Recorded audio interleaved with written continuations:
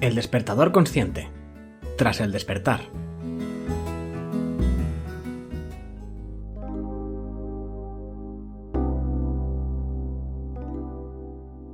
Queridos amigos y amigas, ¿y tú quién eres? En apariencia una pregunta sencilla, ¿pero realmente lo es?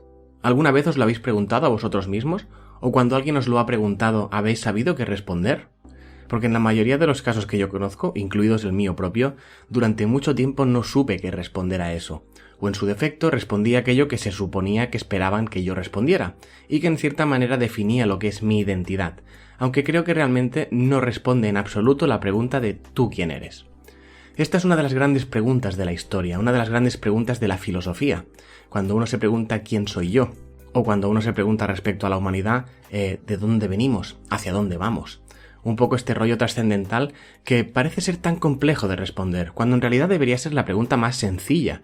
Pasamos una gran cantidad de años sobre este planeta, viviendo esta vida, y en muchos casos mucha gente se acaba yendo sin saber realmente quién es.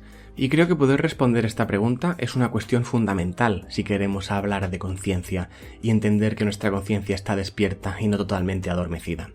Pero vamos a simplificarlo, hagámoslo sencillo. Cuando nos hacemos esta pregunta, o mejor dicho, cuando nos la hace alguien, porque es una pregunta que normalmente no nos solemos hacer a nosotros mismos, principalmente porque damos por hecho que ya conocemos la respuesta, aunque en el fondo te acabas dando cuenta de que no. Pues cuando nos hacen o nos hacemos esta pregunta, tenemos tendencia a responder dando información, explicando ciertos parámetros de nuestra vida, que nos definen o que conforman de alguna manera lo que nosotros consideramos que es nuestra identidad.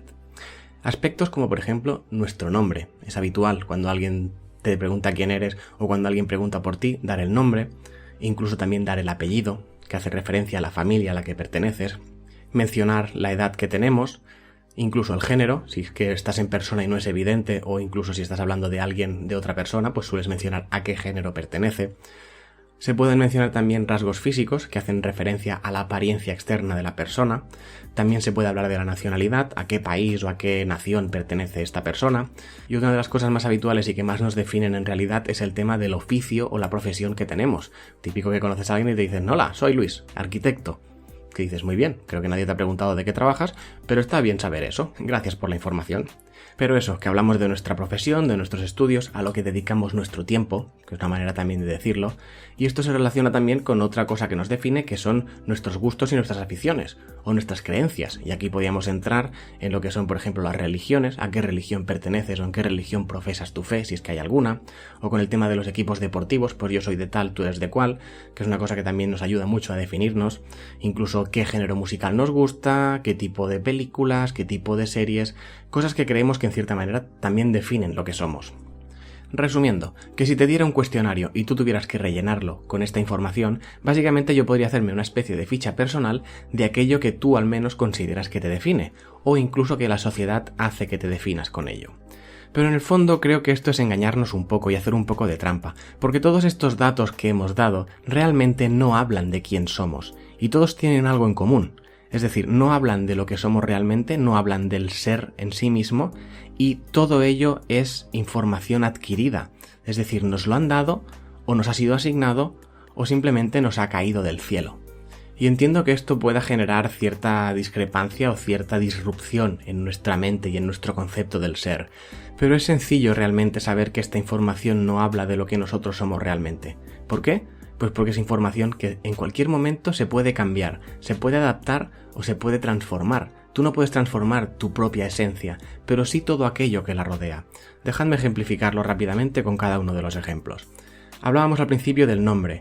Correcto, el nombre te define, el nombre es aquello que la gente utiliza para referirse a ti, pero es algo que te dan, es algo que tú ya naces con eso dado. Tus padres lo deciden, te lo dan y no hay más que hacer al respecto. O sí, porque puedes cambiártelo, puedes ir al registro civil, te lo cambias y de repente te llamas de otra manera. O incluso puedes pedir que te llamen de una manera concreta, la gente te puede poner un apodo, o puedes utilizar algo parecido a un nombre artístico o una manera por la que tú pides que te llamen. Es decir, y resumiendo mucho, si es algo que tú puedes cambiar, no habla de lo que realmente eres, sino de algo que ha sido adquirido. Mismo caso que ocurre con el apellido, que también te viene dado mediante el nombre, pero vuelve a ser lo mismo. Legalmente no solo te lo puedes girar el primero por el segundo en el caso de España, que tenemos 2 apellidos, sino que incluso puedes cambiártelo, o puedes hacer que alguien legalmente te reconozca como su heredero o lo que sea, y hacer que tu apellido cambie del que había sido toda tu vida a uno totalmente nuevo. Por lo tanto, es algo que sigue sin hablar de ti, realmente. Algo parecido pero con matices a lo que ocurre con la edad. Todos tenemos claro la edad que tenemos y podemos decir que pues uno tiene 35, 40 o 50 años en base a la cantidad de vueltas que se supone que ha dado el planeta alrededor del Sol. Pero esto es una cosa totalmente arbitraria. Alguien decidió este sistema de tiempo hace muchos años y en base a eso tú tienes una edad. Pero si en vez de ser así, pues fuese que un año lo consideráramos media vuelta al Sol, yo en vez de 35 tendría 70 y a lo mejor mi abuela tendría 160 años ahora.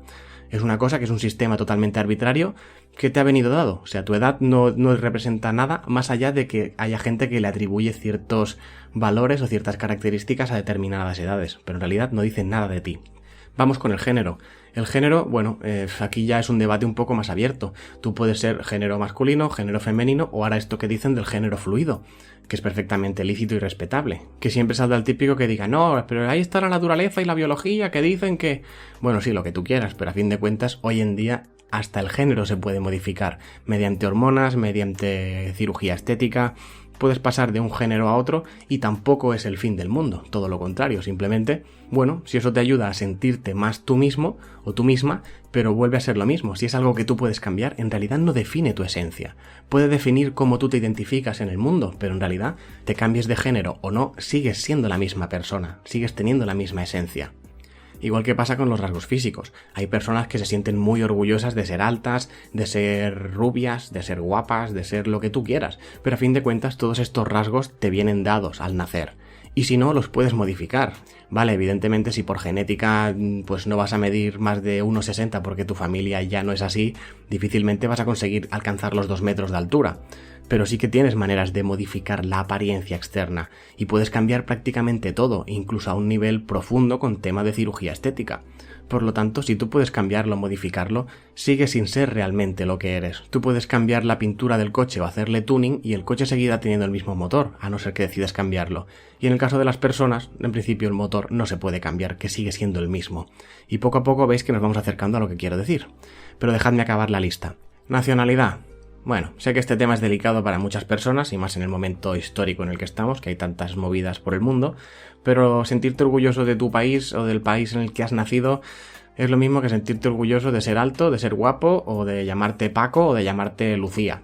Es lo mismo, quiero decir, es una cosa que te ha venido dada. Tú naciste en un lugar que por lo que sea, por circunstancias bélicas, políticas, económicas, sociales, lo que tú quieras, es un país que tiene un nombre concreto, que tiene un himno concreto o una bandera concreta, pero es simplemente algo que ya estaba allí cuando tú llegaste, por lo tanto no te define a ti. Si acaso tú te defines en base a eso que ya estaba ahí, pero no lo has construido tú, no depende de ti. Sé que este no es el discurso más patriótico que se puede hacer, igual que sé que hay a mucha gente que esto le va a sentar mal, pero cada cual que se siente identificado con lo que quiera. Vamos con otro punto. Tema estudios, oficio, profesión... Es normal que haya mucha gente que se sienta identificado con esto, porque a fin de cuentas, como decía al principio, nuestra cultura y nuestro sistema está basado estrictamente en esto, en el trabajo. Es decir, desde bien pequeñito ya te preguntan, ¿y tú de mayor qué quieres ser? Hablando de un oficio, no te dicen qué quieres ser, de en qué te quieres convertir, en si quieres ser feliz, en si quieres ser... No, te están diciendo que elijas una profesión ya de pequeño, y mucha gente define su vida en base a eso. Por eso hay personas que cuando llega un momento de la vida en que se quedan sin trabajo, por la circunstancia que sea, pues es como que pierden el norte, pierden el sentido de la vida y la vida se les desmorona. Es normal.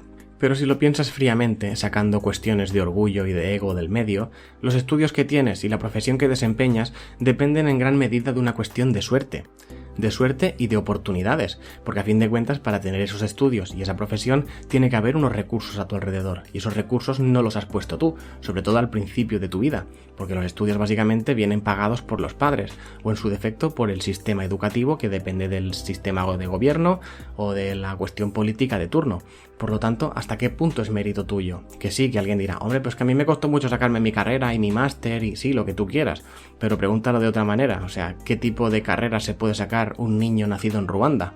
O incluso al revés, que tú puedes estar muy orgulloso de haber hecho unos estudios muy complejos sobre astrofísica, pero de repente estalla una guerra o hay un desastre natural y por mucho que tú tengas tus super estudios, en ese momento lo importante es la gente que sabe plantar vegetales o la gente que sabe salir a buscar comida o a cazar incluso. Quiero decir, es una cuestión tan subjetiva y tan circunstancial que tú te puedes sentir todo lo orgulloso que quieras de ello, pero pregúntatelo de otra manera. Si hubieras estudiado otra cosa, ¿serías otra persona? ¿Serías diferente en esencia? ¿O si tuvieras otra profesión, tu esencia sería diferente en realidad? ¿Cambiaría tu personalidad? Quizás sí, no lo puedes saber, pero precisamente por eso no hay que asumir que eso es lo que somos, sino simplemente una parte de nuestra vida. Parecido, por no decir exactamente igual, a lo que nos ocurre con todo el último tema que son los gustos, las aficiones, las creencias. Es curioso porque estas cosas nos suelen definir mucho o nos identificamos mucho con ellas cuando realmente casi todas ellas son lo más adquirido posible. Es decir, la mayoría las adquirimos en la infancia, en nuestra más tierna infancia nos son inculcadas. Sobre todo en aspecto de religión, que luego ya evidentemente tú puedes hacerte mayor y decidir qué religión vas a profesar, pero en esencia la religión que tengan tus padres va a marcar muchísimo tu educación, porque vivimos en un sistema en que la religión todavía tiene mucho peso. Pero no solo religión lo que hablo, porque hay otro tipo de religiones modernas, como por ejemplo el deporte, especialmente en este país el fútbol. Tú eres de un equipo porque quizás es lo que has visto en casa, incluso no te puedes plantear cambiarte de equipo porque hay un nombre para esa gente, son unos chaqueteros, son unos traidores, porque tú tienes que ser del mismo equipo toda la vida. Eso es lo que llamamos fidelidad o yo qué sé. A fin de cuentas es un invento, no cambia nada. Si te cambias de equipo eres otra persona, no, sigues siendo el mismo. Igual que si cambias de gustos musicales o de gustos audiovisuales o de cualquier tipo de historia. Es decir, el problema es que lo hacemos al revés. Creemos que estas cosas nos identifican o nos definen y nos tenemos que mantener fieles a ellas, porque siempre se habla de una autenticidad, de seguir siendo fiel a tu esencia, cuando en realidad estas cosas lo único que hacen es manipular la esencia verdadera. Y al final nos acabamos confundiendo de maneras muy diversas. No me enrollo más. Lo que vengo a decir es que todos estos aspectos que os he estado mencionando a lo largo de este capítulo tienen una cosa en común, y es básicamente que todos ellos son información referencial.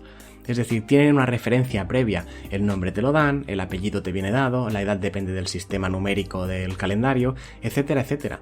Pero todo eso no te define a ti, a tu verdadera esencia. Definen a lo que acaba siendo tu ego.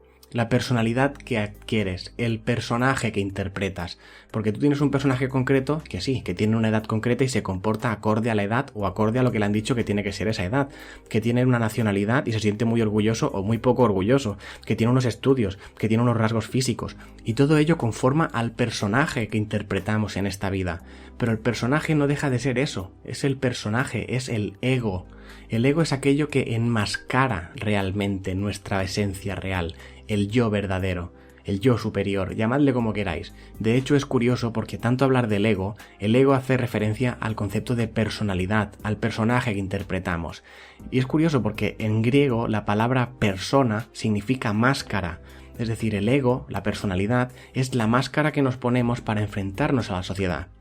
Entonces, cuando nos preguntamos realmente quiénes somos en esta vida, yo creo que la única respuesta posible es aquella que puedes dar sin recurrir a la información referencial.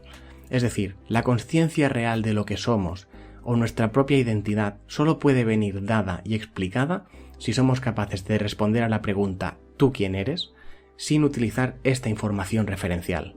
¿Es fácil esto? Pues seguramente no, ya os digo que en realidad no lo es, pero simplemente porque, como decía al principio, nuestro sistema está pensado para que no nos hagamos esa pregunta y para que nos identifiquemos con el personaje.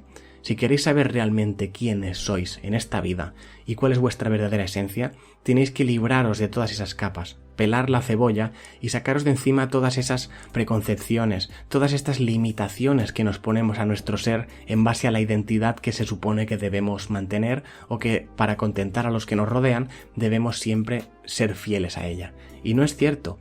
A la única persona a la que debemos ser fieles realmente es a nosotros mismos, y si queremos descubrir quiénes somos, no nos queda más remedio que, aún utilizando la información referencial que nos ha sido dada, ser capaces de explicar todo esto sin recurrir a ella. Ya os digo que no será fácil, pero si queréis os doy una pequeña pista para empezar, y es que la única respuesta válida a la pregunta ¿tú quién eres?, es yo soy yo. Y no hay más. En base a esto, dadle un par de vueltas, a ver a qué conclusiones llegáis. Sin más, me despido como siempre diciéndoos que nos vemos en el camino tras el despertar.